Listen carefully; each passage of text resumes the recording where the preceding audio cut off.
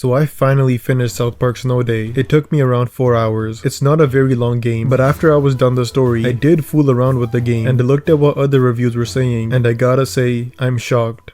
I can't recommend anyone waste their time on this cooperative lost cause, even my fellow diehard South Park fans. I'm gonna be honest, a 3 out of 10 is really harsh for this game. A 3 out of 10 is like saying it has no enjoyment, but at least the game still works and has some cute moments. So they're like, yeah, give it a 3 out of 10. Like if someone gives a game a 3 out of 10, you're basically telling me that you would rather watch an ISIS beheading video than play that game. And I don't know. I personally think that South Park Snow Day is a lot more than an ISIS beheading video. I played lots of it, I dabbled to find the Easter eggs and other cool things, and I'm a huge South Park fan, as most of you can probably tell from my other South Park videos. So I really have the understanding for this game, so I'm gonna go through all of it. The story, content, combat, abilities, customization, and a review score at the end, and everything else, and see if it's actually as bad as IGN and many other outlets are saying. I'm here at Stark's Pond, which has been completely frozen over, and a tanker truck has crashed into the ice. There have been multiple casualties. Multiple casualties! They're gonna cancel school! I just know they will! Eric, this is very serious. Now I'm not gonna spell out every cutscene for you, however, the first cutscene and how they get you into the story is just perfect. It truly feels South Park-ish, and obviously they had to choose the best character to introduce the snowstorm with, Eric Cartman, the Eric Cartman, the selfish, evil, racist, domestic terrorist who literally made another kid eat his own parents because he scammed him for like $18. Oh my god! Oh my god! Yes! Yes! Oh, let me taste your tears, Scott. Your tears are so yummy and sweet. Dude, I think it might be best for us to never piss Cartman off again. Good call. And he's shining in the first few minutes of the game. The snowstorm hit South Park, people are dying, people are losing their minds. It's almost exactly like how Batman Arkham Knight started, where everything is headed to anarchy, and you have Cartman here, who is like the Joker, and he's like, yes, this is what we need. And Cartman wants the snowstorm to continue, so he doesn't have to go to school. Very similar to the quarantine special episode, and this plot point is actually going to come back later on in the game. And then you have a really cool moment, where it goes from 2D normal South Park to the new 3D models. I'm going outside to play with my friends. I don't think that's safe, sweetie. Mom, it's a snow day. The most magical of days in a young child's life.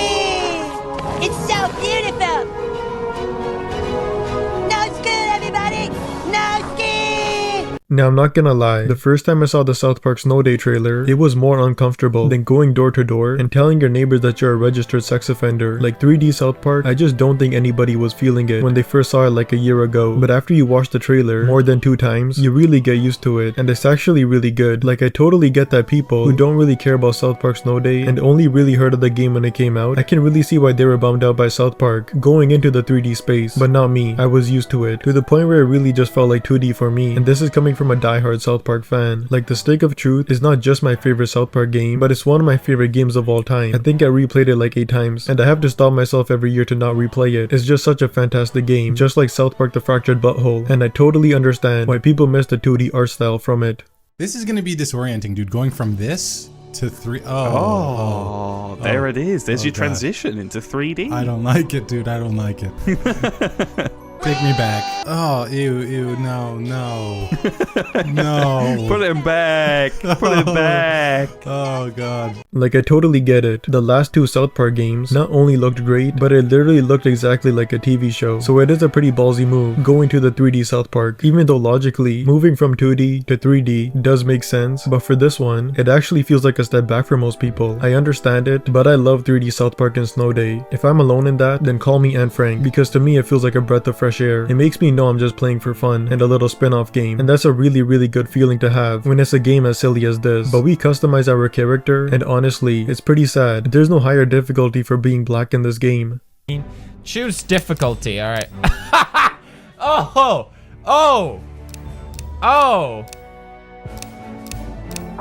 Don't worry, this doesn't affect combat. Just every other aspect of your whole life. Here's the problem. I don't want to be black. I know that sounds racist. I mean,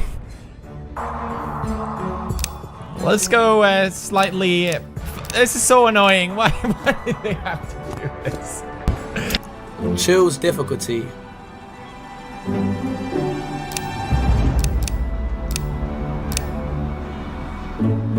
Don't worry, this doesn't affect combat. Just every other aspect of your whole life.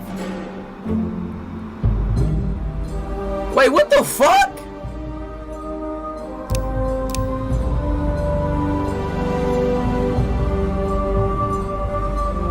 Wait, hell no, wait. Am I tripping?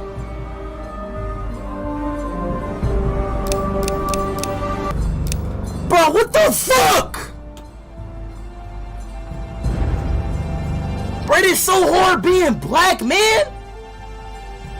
It is so hard being a black man. It is so damn hard being a black young man. You can be black in this game, and it's not gonna feel like a 5-star GTA chase. So needless to say, South Park Snow Day is already not as realistic as the other titles. Now you get into the game, and immediately you are Team Cartman. Just like how in A Stick of Truth, you are immediately on Team Cartman. Now that's obvious. Cartman is the heart of the show, and is the most recognizable person on South Park. So this game clearly doesn't want you to forget that you are playing a South Park game. But every mission starts the exact same. You pick your cards, and the enemy picks their cards, and you all have fun. It's literally the same thing every time. Begin your selection. You're making a mistake, Cartman. I know you're hiding something, Cal, and we're gonna find out what it is.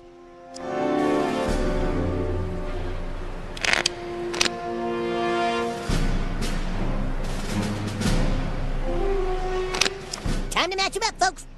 Okay, ready? Awesome lasers!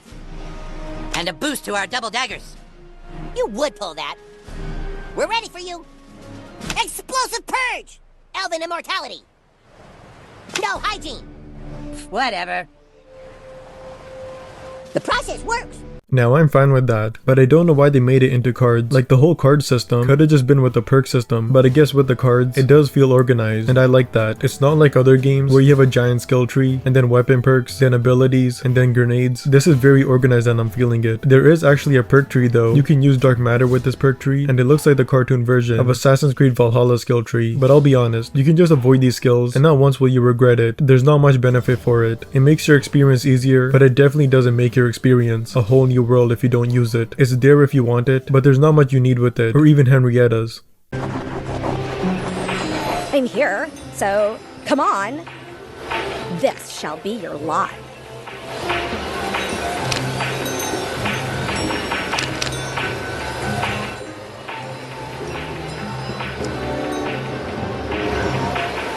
Go forth. But every mission, whenever you get to the middle stages, or right before you get to the end, you'll always see Jimmy there. He will grant you upgrades for your cards. It's a very welcome surprise. Over here, new kid. I've got something for you. Weapons are nice, new kid, but this game's also about using cards. Each card is a new ability, and here's your first one.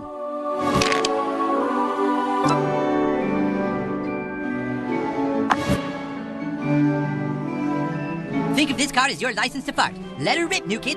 Some of these missions can actually be a little hard to finish, sometimes by the mechanics of the mission, sometimes by the sloppiness of the gameplay, so it's very fun always seeing Jimmy over there, telling you that the current fight is over, and the upgrades are pretty sweet. However, those aren't the only cards though. You have almost basically superhero cards. Now these are basically specials, kind of like an ultimate from Overwatch or Destiny. They can really turn a game around. If you're stuck on a mission, these cards are for you. I think the reason why the card system is a thing in this game, or at least one of the reasons, is because of these super cards. Because if these supers weren't in the card system, then it would be very similar to the South Park superhero gimmick from the Fractured Butthole and the Coon and Friends episodes from the TV show. These would be too close to superpowers, so they just put it into the card system so the audience wouldn't be confused. And they kind of make sense for the Lord of the Rings, Game of Thrones theme they're going for, and the enemies also have their cards as well, and they can be pretty frustrating.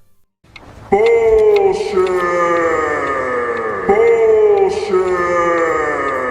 The enemy played a bullshit card. Those definitely do get in the way, but I never found those as a complete annoyance as others. It's usually just a minute or two where you have to play on your A game, especially since if you die, you have to restart the entire mission. There's no checkpoints. If you and all your teammates get squad wiped, you get sent back to Coop Keep and have to restart. But that isn't actually a bad thing. All of the missions in the game feel almost exactly like a strike from Destiny, where you go through waves of enemies, sometimes you might have to figure out a puzzle or two, and then at the end of the mission you fight a boss, and that's it. The only difference is that in Destiny, the next strike has nothing to do with the previous strike when it comes to narrative, but in South Park Park Snow Day, you have to remember what happened last mission, so you can understand what's happening in the story. But overall, the missions are just like strikes. You go in there with a team of 4, wipe out some waves, finish the boss at the end, and you'll get a cool little cutscene when you finish. The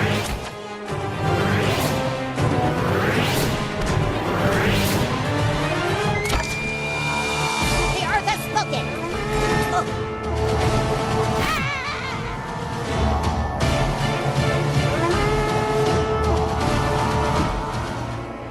Yes! Yes, I did it! Nya, nya, nya, nya, nya, nya.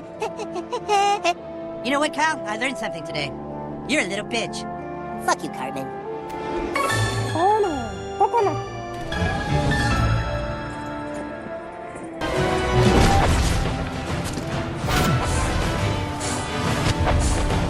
Level 10 axe throw!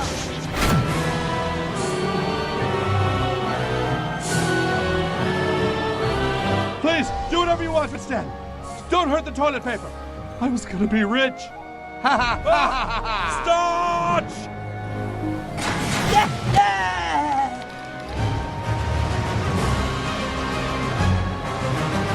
No, I don't want to go to ski. The mission design is very simple. The only one that is really different, but also pretty similar, is the mission with Jimbo. Uncle Jimbo asks you to get a bunch of things for him, and then he gives you whatever he has. It's very simple, but Jimbo does ask you to get some funny stuff. You know what a chin Pokemon is? Me neither, but people will pay good toilet paper for them. Go get me one.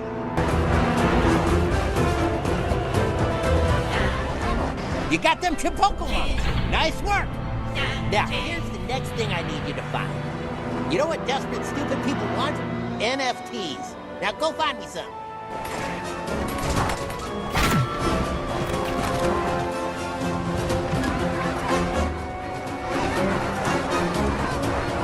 You got the goods yet, new kid?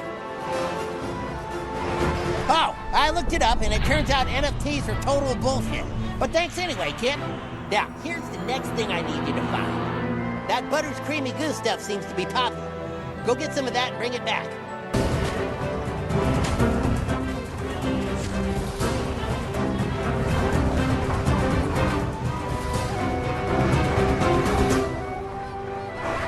Yeah, thanks for helping me, kid. And for your reward, you can use my porta potty anytime you want. You're welcome. We have some good kids in this town. Oh, that wasn't really what I imagined out of that test, but you did it. Well done.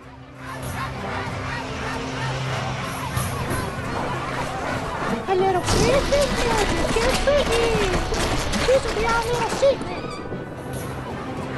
Thanks again, new kid. Thanks for your help. But speaking of Jimbo, the adults don't really do anything. There are a few who get involved with the story, but it doesn't feel like how I felt during the Stick of Truth, where if crazy things were happening in the town, then the adults would act even crazier and feel the same consequences.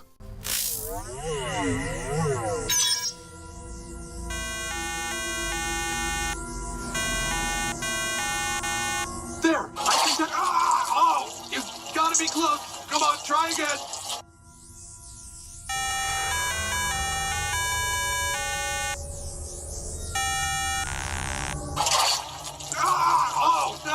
Okay. Next time's gotta be the turn. Give it all you got.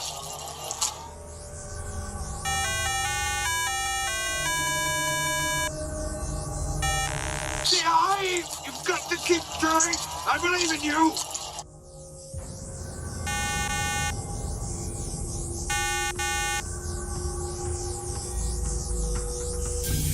Okay, that one doesn't work either. Head back towards the elevator. And that to me is something that I really needed. The best South Park episodes in my opinion are the ones where the kids are smarter than the adults, and the adults are getting manipulated by the news, paranoia, or even their insecurities. Those are the best episodes. You just can never beat that tone, and it was just missing here, and we needed it. No, I mean, like, what makes the Asians decide who they're gonna make gay? The Asians? The Asians decide who's gonna be gay? Yeah, they do. The Asians just... You know, they just pick who they pick, and so it's the way it's always been. So you've heard of Yowie? Yeah, of course. Yowie, anal intercourse, Maui, Zowie. I know all this stuff, Stan. It's just a missed opportunity, especially Randy. Randy is barely in like 2 missions, but at least in those missions, he does act like classic Randy, taking advantage of a tragedy once again. New kid, let's find out where Kyle's hiding. Yeah, Kyle, yeah. I can show you where he is, but, oh man, I've been stuck here so long, I really gotta go take a shit. Just, look within yourself and you'll find all the answers you need. You know, believe in yourself and all that stuff. It'll be revealed. I'm gonna go take a shit and rub this toilet paper in that fucking Stotch's face. But again, the adults are really underwhelming in this game. For some reason, Father Maxie has more screen time than actual characters like Sharon Marsh, Butter's dad, or Kyle's dad. Like, so many characters that needed to be in this game are missing. But again, it does make sense. You can finish this game in like 3 hours, so obviously you're not going to see all characters from South Park like you did in the other games. But we still needed to see more. I'm not saying we needed to see Al Gore and Terrence and Phillip, even though we did kind of see Terrence and Phillip from the movie mission in this game, which actually was really cool. I really love that. But so many characters we just needed more from. I think the reason why they gave Father Maxie such screen time is because a zombie Father Maxie is a lot less heart-twisting than a zombie Sharon or a zombie Jimbo, and I'll talk about the other zombie characters later on, but obviously Carmen is behind all of this. Excuse me! Excuse me! Hot cocoa, anyone? Free delicious hot cocoa, everyone's favorite wintertime treat. I know you're all tired and hungry and cold. How about something to get you through the night? Father Maxie, would you like some hot cocoa? Sure. I guess I can have a little hot cocoa before the world ends. It's pretty cold. I'll take some hot cocoa. Yeah, I'll have some too. Does it have marshmallows?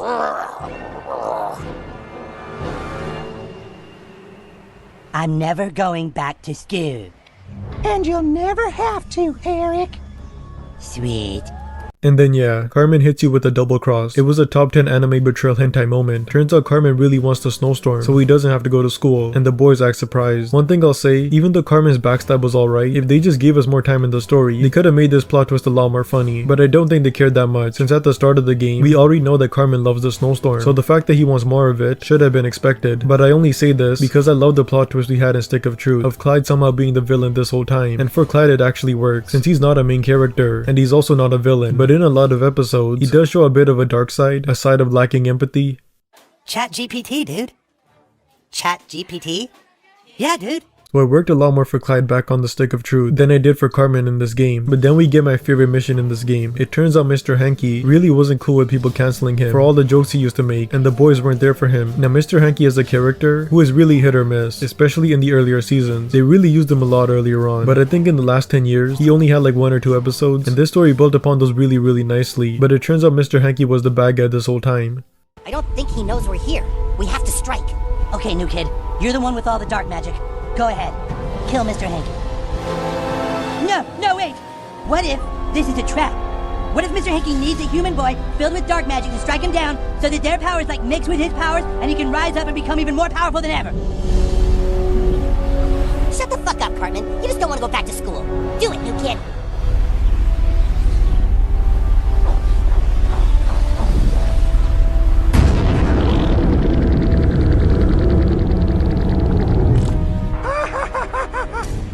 Was right. You thought I was asleep, but I was listening. I just needed a human child to get super OP and pissed off and then use their dark matter against me. Ah, I told you guys. Now I'll be unstoppable. Oh, great job, new kid. You fucked us. You guys should have listened to me. And now it's time for all of you to die. What the hell? What happened? Where are we? This is where they leave their offerings for the Great One. Dark Christmas is upon us, and he has taken his final form. The fuck are you talking about, final form? I'm talking about Shiza Halud.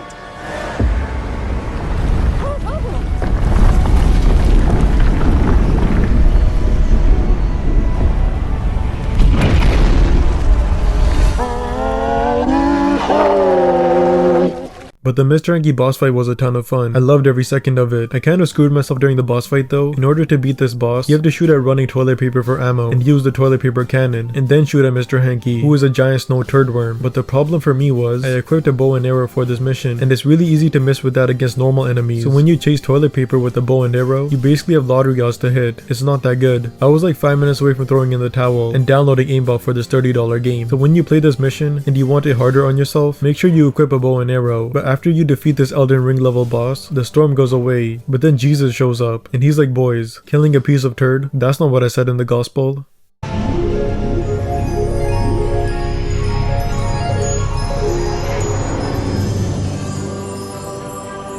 Jesus! Oh, here we go. My children, I am very disappointed in all of you. Wait, what? In all of us? What do we do? Every Christmas, Mr. Hankey brought you happiness and joy. And yet, when he got canceled for his Twitter posts, you would not forgive him. No, that was everyone else in town. We didn't care. And yet, did you stand by Mr. Hankey's side when everyone turned on him? Everyone makes mistakes, boys. But the only mistake that is truly wrong is not to forgive. It is up to you to correct your mistake.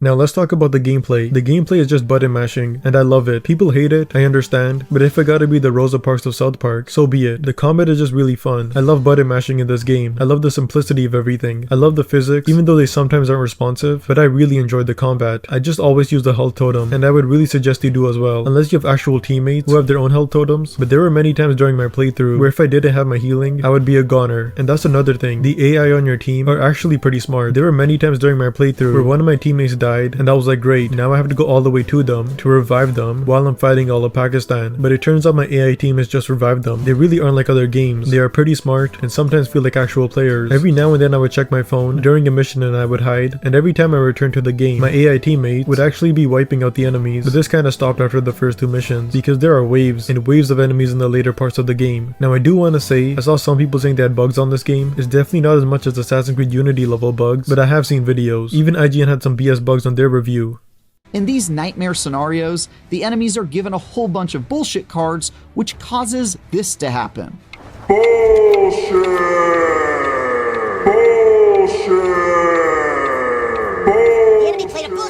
But I personally only had one bug, and it was in the Carmen's mom boss fight. For some reason, she didn't attack me, nor the people I was playing with, and we ended her in about 10 seconds. And that sounds like a good thing, but we were locked out of the next stage of the mission, because the game didn't render we beat Carmen's mom, because we beat her so fast. You would think we were the Avengers, so we had to redo the entire mission all over again. And I tried everything to start the next stage, and not have to redo it, but the game really bugged out. So we had to quit the mission, restart the entire thing, and then the second time it didn't glitch, and we finally beat Carmen's zombie mom.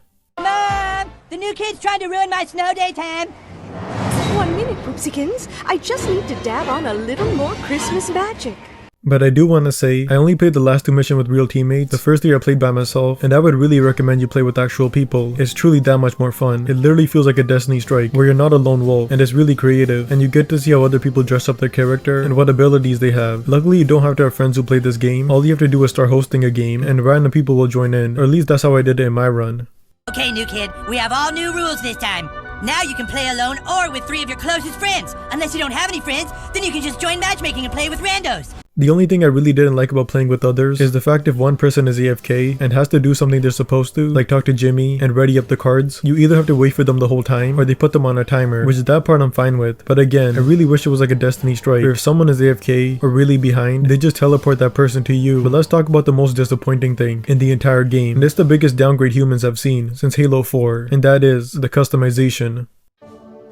So before you start a new game, you actually have to create your own character, and I wanted to show you guys a quick version of it, because it's a pretty detailed process, but I wanted to kind of walk you through this as well, because I wanted to get you guys like a full experience of the whole first part of this game. The customization in this game is non-existent. You get 1 or 2 wacky things, and then it goes right back to the most generic things you can think of, like a helmet or a scar on the face. Black Ops 2 had more variety than this. Assassin's Creed 1 had more creativity than this. It is by far the most offensive thing in this game, because the older games had this locked down.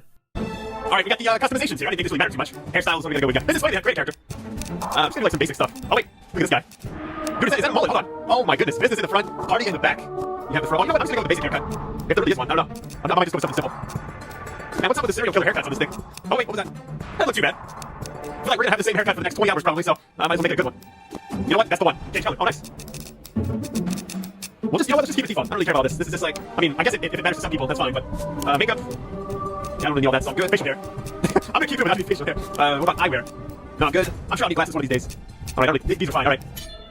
Like, it's actually terrible in Snow Day. I was very disappointed. Now, the other thing that I was disappointed in was the lack of edginess. Now, I'm not an edgelord Sigma male or anything, but we know what South Park is most known for. The game had funny moments for sure, but what happened to you crawling into a gay man's ass, like in the Stick of Truth? Like, how the hell did we go from giving an abortion and then fighting a giant fetus to the very bland humor we got in this game? Again, not saying it's terrible. It made me laugh a lot of times. There have been multiple casualties!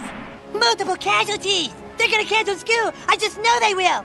Eric, this is very serious. but it just didn't have that pushy South Park humor we all love. It was very much like a modern day Family Guy joke every now and then, not the hardcore South Park we know and love from the TV show. There, you see? Can you fucking believe it? Is that really all our wiener sizes? Yeah, dude, look at it! If they're gonna put us on blast, they're at least gonna get the numbers right. We are going to remeasure! Whip it out, Butters. Alright, Butters, looks like we have 2.4 inches. Really nice, Butters. I'm hung like a horse. Alright, that's heavy. You measured everyone's wiener except for yours. I measured mine this morning, see? It's right here at the top.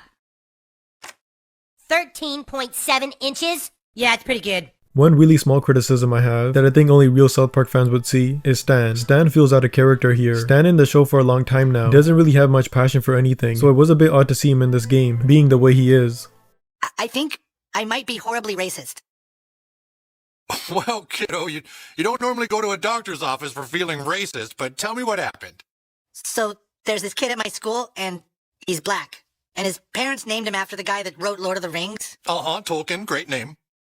Yeah, well, I thought his name was Token. Like a black kid that's just there so that, like, there's a black kid.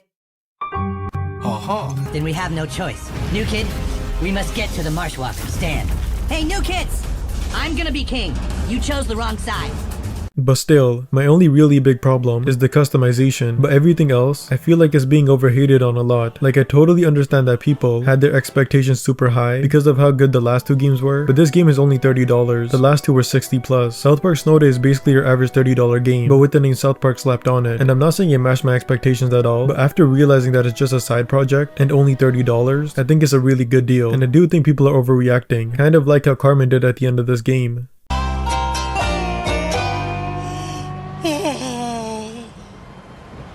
That big a deal, Cartman. It's just school. We all have to go. You know, not that long ago I prayed to God. And all I asked was to not get totally fucked. School isn't that bad, dude. No, it's okay. I'm pretty used to getting fucked now.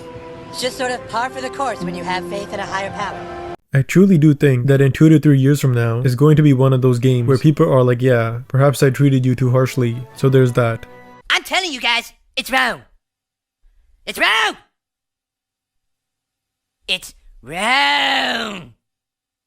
And on top of that, this game will have many updates, or so they say. Apparently new things are going to be added as new South Park episodes come out, so this game could look totally different in 2 years from now. I'm gonna play the DLC, and I'm going to replay this game probably this winter, if not before, because for some reason they released this game literally in the middle of spring. So I think this game could be a great Christmas adventure during the winter, and I'll probably make more videos on this game. So as of right now, I'll give South Park Snow Day a 6 out of 10, but that's it for this video. Like, subscribe, and peace.